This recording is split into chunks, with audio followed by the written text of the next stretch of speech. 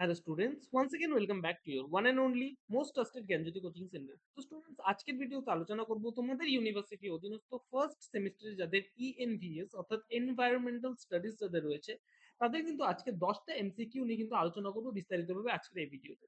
এর আগের ভিডিওতে আমি 10টা এমসিকিউ নিয়ে আলোচনা করেছিলাম, সেই ভিডিওটা যদি না দেখে থাকো তাহলে কিন্তু আমাদের এই ইউটিউব চ্যানেলে কিন্তু দেখতে পারো।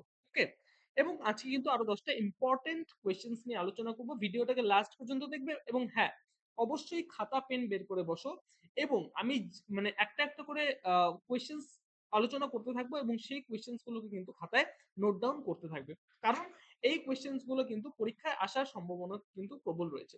ঠিক আছে, চলো শুরু করা যাক আজকের ক্লাসটি। নাম্বার 11, যেহেতু আমি 10টা কোয়েশ্চেন্স এর আগেই আমি লিখেছি, মানে বলেছিলাম, ডিসকাস করেছিলাম, সেহেতু আরো 10টা কোয়েশ্চেন আলোচনা করব আজকের এই ভিডিও। ফার্স্ট কোয়েশ্চেন এখানে কি বলেছে দেখো, ডেঙ্গু রোগের প্রধান বাহক কি?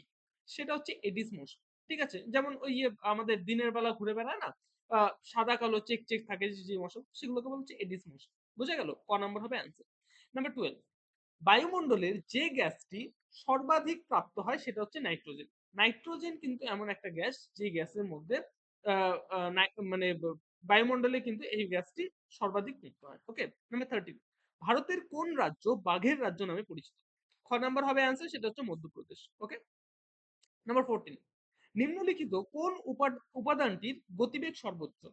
ঘ নাম্বার হবে অ্যান্সার, সেটা হচ্ছে আলোক রশ্মি। যেমন আমরা দেখি না, হ্যাঁ, কালী পুজোর সময় কি হয়, আগে বাজি ফাটে, তারপরে সেই আওয়াজটা আমরা শুনতে পাই আকাশে। ঠিক আছে, সেইটু আমাদের এখানে হচ্ছে অ্যান্সার হবে আলোক রশ্মি। ঠিক আছে, বায়ু প্রবাহ হবে না, জলস্রোত হবে না, শব্দ হবে না, এখানে হচ্ছে আলোক রশ্মি হচ্ছে অ্যান্সার হবে। নাম্বার 15, তামাকজনিত নেশা কোনটির কারণে হয়ে থাকে? সেটা হচ্ছে নিকোটিন। ঠিক আছে, নিকোটিন হচ্ছে এমন একটা আহ হরমোন যে মানে তামাকজনিত নেশা কিন্তু এর ফলে হয়ে থাকে। যেমন দেখো, অনেক সময় অনেকে সিগারেটের নেশা হয়ে যায়। কিসের জন্য? এই নিকোটিনের জন্য কিন্তু সিগারেটের নেশা, তামাকজনিত নেশা হয়ে থাকে। সিগারেটে তেমন কোনো টেস্ট নেই। কেন মানুষের নেশা হয়ে যায়? এই নিকোটিনের কারণে। ওকে? পরবর্তী প্রশ্ন। Number 16, CNG. সিএনজি এর পুরো নাম হচ্ছে কম্প্রেসড ন্যাচারাল গ্যাস। ঠিক আছে? Compressed natural gas. C for compressed, N for natural, G for gas. Number 17, নিম্নোক্ত কোন বস্তুটি একটি পচনশীল বজ্র? ঠিক আছে, এগুলোর মধ্যে কিন্তু কোনোটিই নয়। প্লাস্টিক হবে না, পলিথিন কোনোদিনও হবে না, কাঁচও হবে না। ঘ নম্বর হবে অ্যান্সার, এগুলোর মধ্যে কোনোটি নয়।